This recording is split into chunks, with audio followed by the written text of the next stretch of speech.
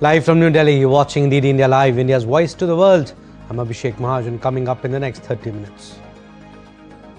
Ayodhya witnesses a historic celebration as Prime Minister Modi hoists sacred flag atop the Ram temple, marking completion of its construction. PM Modi to inaugurate Panchjanya, a structure dedicated to the sacred conch of Lord Krishna, to also take part in 350th Shahidi Divas of Sri Guru Tegh Bahadur. US-Venezuela tensions escalate. Maduro claims they can't be defeated. White House vows to continue strikes on suspected drug boats. And Ukrainian President Zelensky backs correct points in US-EU peace plan. Europe prepares virtual coalition meeting on Ukraine.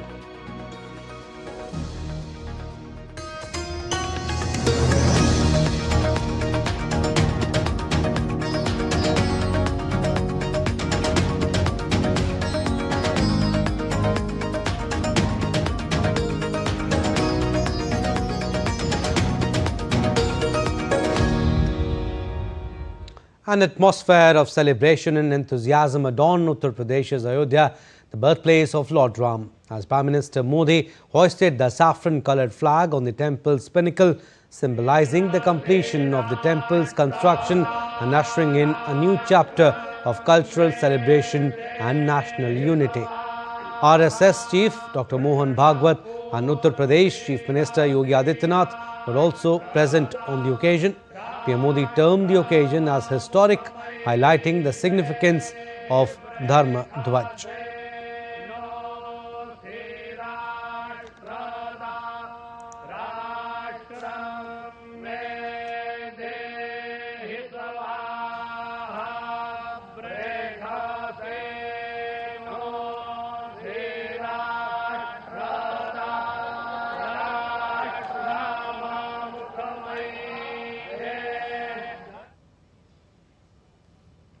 ये धर्म ध्वजा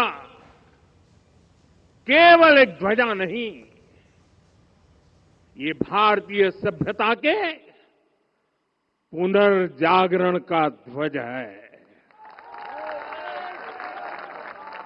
इसका भगवा रंग, इस पर रचित सूर्यवंश की ख्याति, वर्णित ओम शब्द और अंकित कोविदार वृक्ष राम राज्य की कीर्ति को प्रतिरूपित करता है। ये ध्वज संकल्प है, ये ध्वज सफलता है, ये ध्वज संघर्ष से सृजन की गाथा है, ये ध्वज सदियों से चले आ रहे स्वप्नों का साकार स्वरूप है। ये ध्वज संतों की साधना और समाज की सहभागिता की सार्थक परिणति है। साथियों, आने वाली सदियों और सहस्त्र शताब्दियों तक ये धर्म ध्वज प्रभु राम के आदर्शों और सिद्धांतों का उद्घोष करेगा। Earlier, Prime Minister Modi visited Sapta Mandir, or 7 temples located within the expansive Ram Janmabhoomi temple complex in Ayodhya. These 7 temples honor Maharshi Vashisht, Maharshi Vishwamitra, Maharshi Agastya, Maharshi Valmiki, Devi Ahilya, Nishad Raj Gu and Mata Shabri. The temples represent the revered gurus, devotees and companions who played pivotal roles in Lord Ram's life, and their presence in the complex highlights their enduring significance.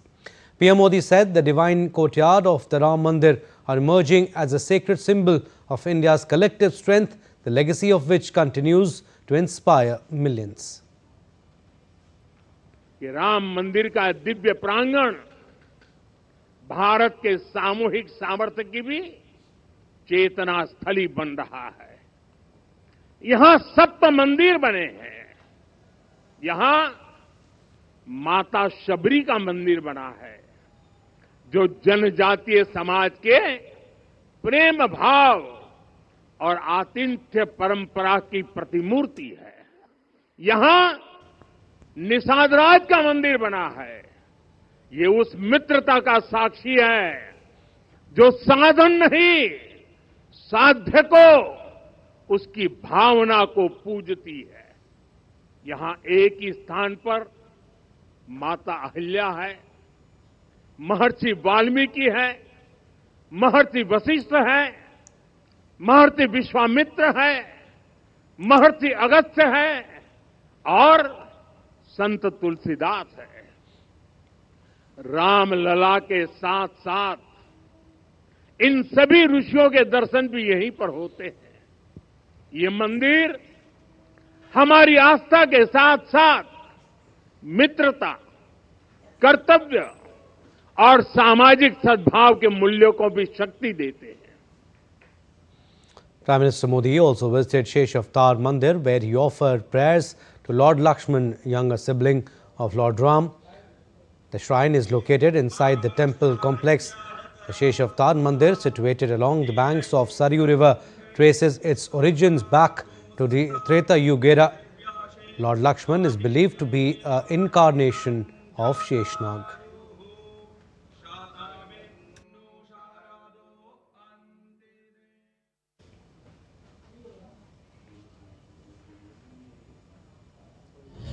Earlier, upon arrival and after leaving from Ram Temple, PM Modi held a vibrant roadshow in Ayodhya. Thousands gathered in a festive, spiritual atmosphere filled with chants, devotional music and shankh sounds.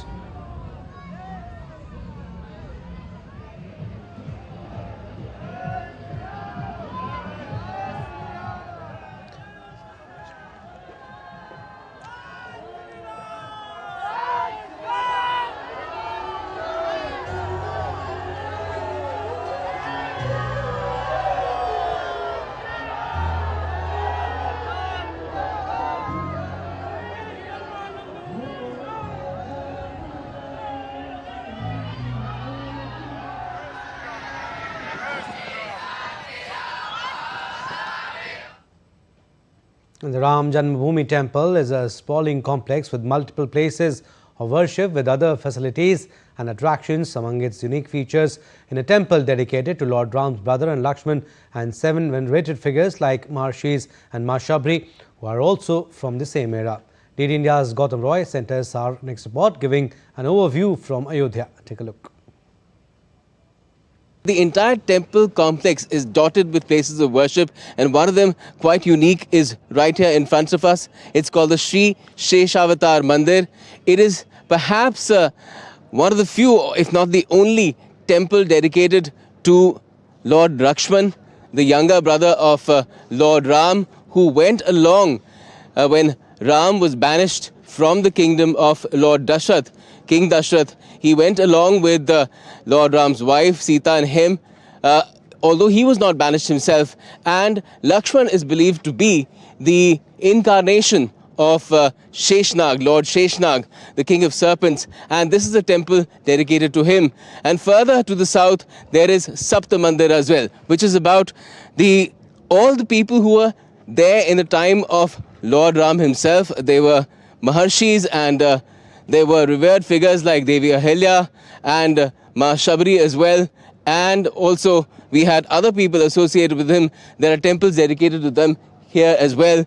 And they will serve as, well, global attractions for people to again come and visit this temple complex, one of the most revered Hindu places, destinations of worship in the world. With camera person Sunil, this is Gautam Roy in Ayodhya for DD India. Moving on, Prime Minister Modi is visiting Kurukshetra in Haryana today. Prime Minister will inaugurate the newly constructed Panchajanya, constructed in honor of sacred conch of Lord Krishna. Thereafter, his program includes a visit to Mahabharat Anubhav Kendra, an immersive experiential center where installations depict significant episodes from the Mahabharata. Later, Prime Minister will participate in a special program commemorating 350th Shahidi Divas of Sri Guru Tegh Bahadur, the revered 9th Sikh Guru. Later, Prime Minister will also perform darshan and puja at Brahma Sarovar, one of India's most sacred pilgrimage sites said to be associated with the divine revelation of Srimad Bhagavad Gita. An international Gita Mahotsav has already kicked off in Kurukshetra, drawing large crowds from across India and around the world. DD India's Prasar Bharati tells us more. I am in Kurukshetra, which is in the Indian state of Haryana, where the International Gita Mahotsav is going on in full swing. The festival was kicked off on November 15 and will go on till December 5th, 2025. People from all walks of life are enthusiastically participating in this event. The main objective of is to actually spread the teachings of Srimad Bhagavad Gita and to spread the message of peace, love and unity all across the globe. Not just the people from the country, but people from foreign countries are also coming here and actively participating in the event. With camera person Sunil Rana, this is Prasar Bharati reporting for DD India in Kurukshetra, Haryana. On his part, Trump touted relations with China as extremely strong after a phone call with Xi Jinping, terming it a very good phone call. Trump said two leaders discussed the conflict in Ukraine, fentanyl trafficking and a deal for farmers. Trump also said he had accepted Xi's invitation to visit China in April and that Xi would visit the US later in the year. Trump made no mention of Taiwan in his post. The call came weeks after the two leaders met in South Korea, where they agreed to a framework for a trade deal that has yet to be finalized.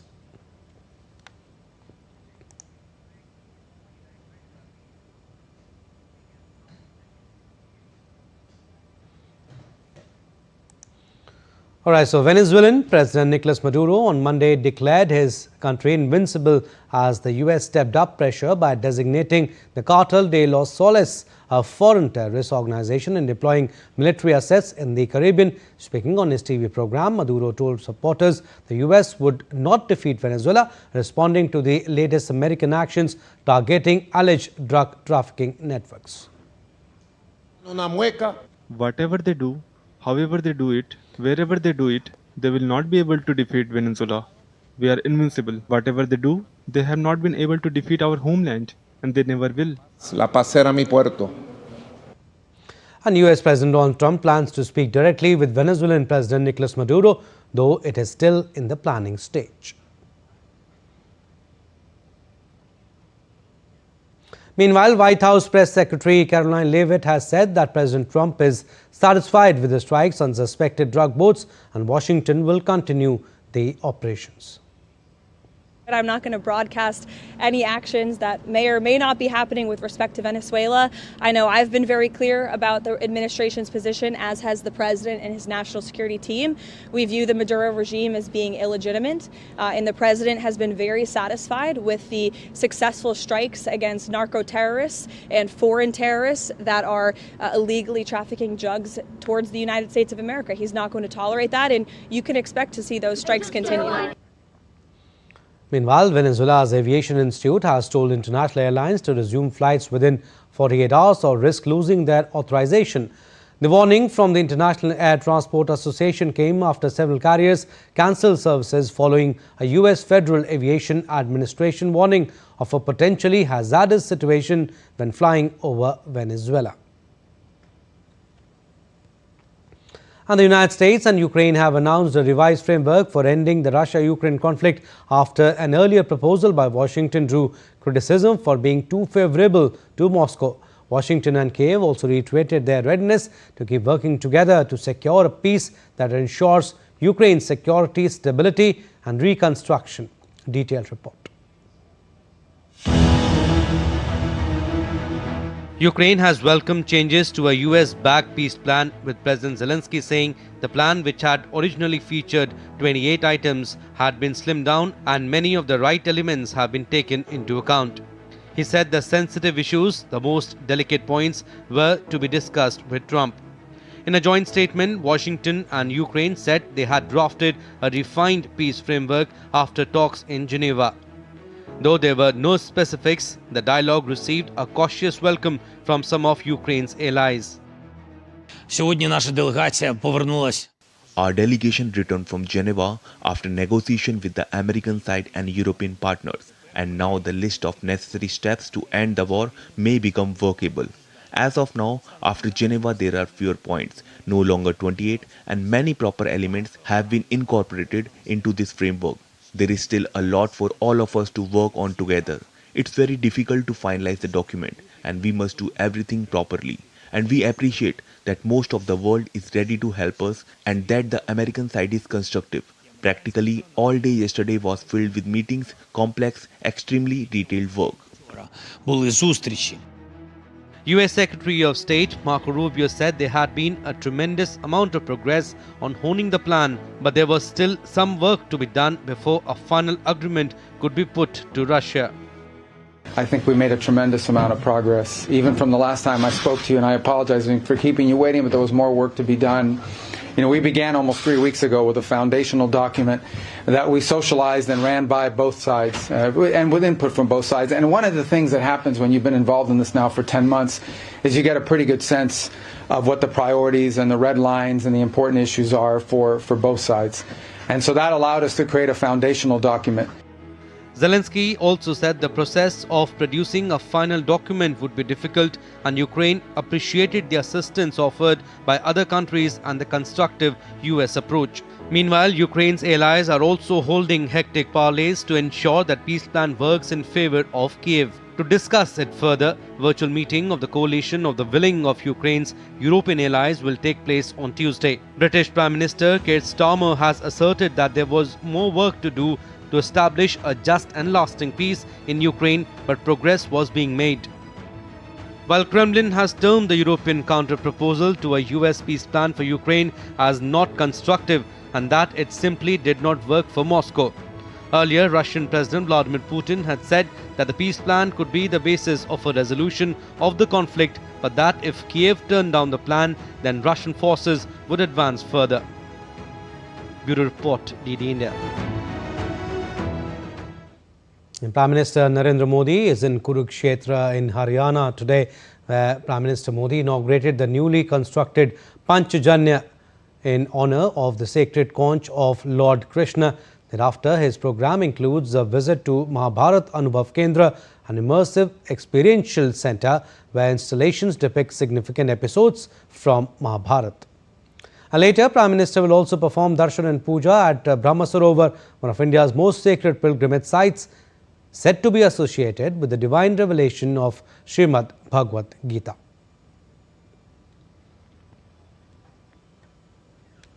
Shifting focus now, Japanese Prime Minister Sanae Takaichi and US President Donald Trump discussed China relations in a phone call on Tuesday. Their first talk since the Japanese premier sparked a major diplomatic bust-up with Beijing over her remarks on Taiwan.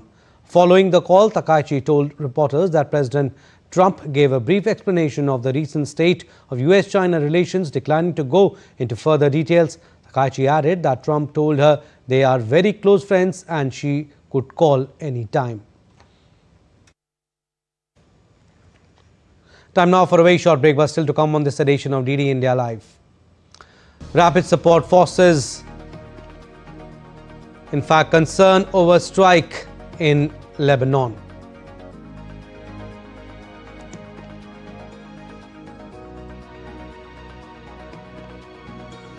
Ash cloud from Ethiopia volcano reaches India. Airlines cancel multiple flights.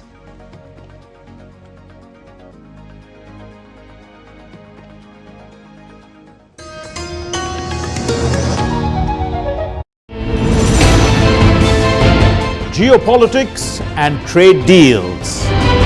Economic challenges amid development. Hard work and the path to prosperity. It's the economy, always. Between walkers, money is what money does and says. Supply creates its own demand. Between the bulls pulls and bears tears. When supply chains globalization and India rises to the podium. We'll get you centered with the Economic Brief at 8 p.m. every Thursday on DD India.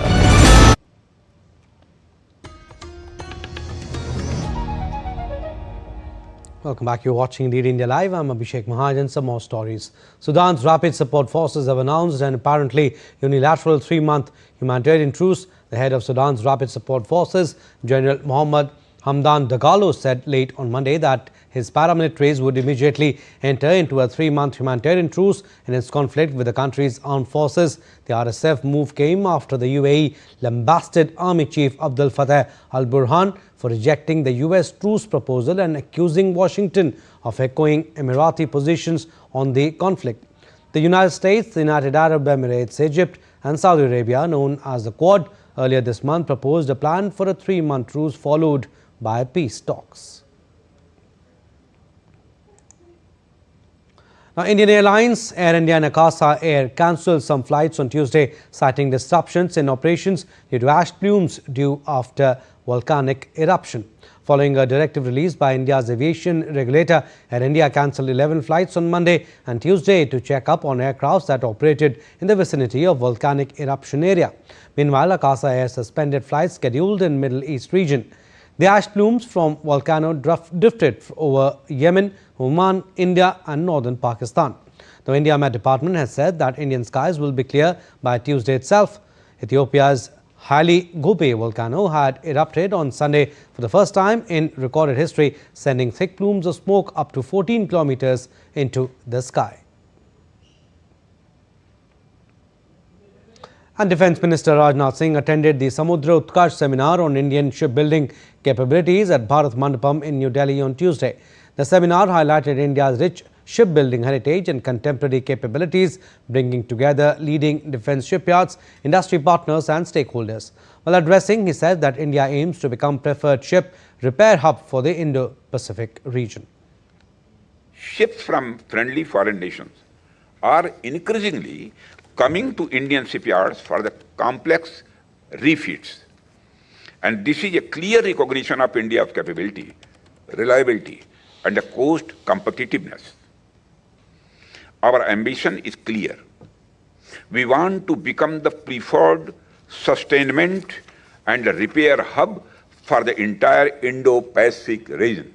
India's shipbuilding ecosystem today stands on the strength of the multiple world-class platforms that reflect our technological maturity and industrial depth. In the defense sector, our shipyards are delivering some of the most advanced vessels in the Indo-Pacific. A UN expressed concerns after Israel's latest strike on Beirut that killed Hezbollah's top military commander Haytham Ali Tabatabai along with 4 others.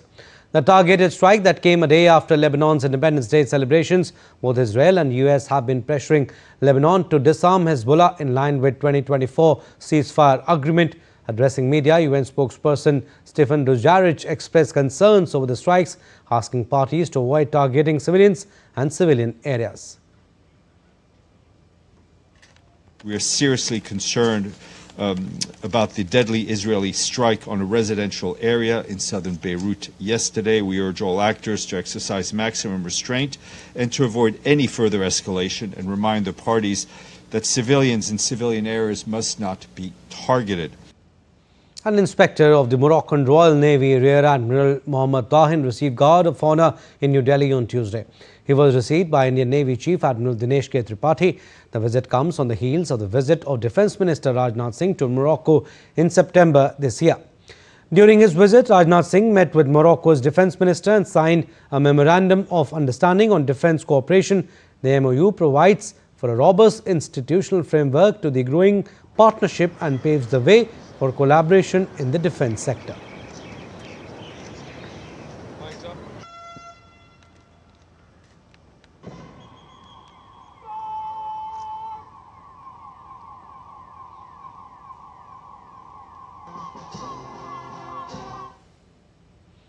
Sports updates now. We'll start with cricket. India are staring at another home series loss after being given a mammoth target of 549 runs by South Africa to win the second and final test match and draw the series 1-1.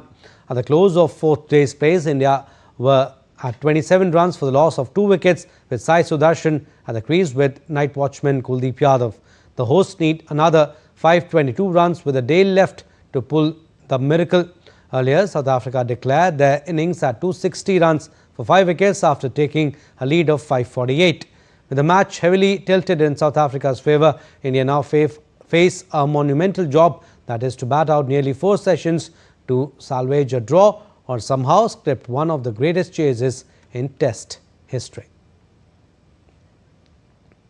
Now, Marcus Rashford has recovered from flu in time to return to England for Barcelona's Champions League fixture in London against Chelsea on Tuesday. Rashford missed Barca's return to Spotify Camp Nou on Saturday, a 4-0 win over Athletic Club in La Liga after being unable to train in the days leading up to the game. However, he was back working with his teammates on Sunday and Monday and will be part of Hansi Flick's squad at Stamford Bridge on Tuesday. Well, that's all we have in this edition of DD India Live, but do let us know your thoughts on the news of the day. For those on the go, you can get all the latest news and updates from India and across the world on DD India mobile app. The app is available on both Android and iOS platforms. Scan the QR code on the screen to download now. And we'll be back with more news as it breaks here on DD India. I'm Abhishek Mahajan from all of us here in Delhi. Thanks for watching DD India Live.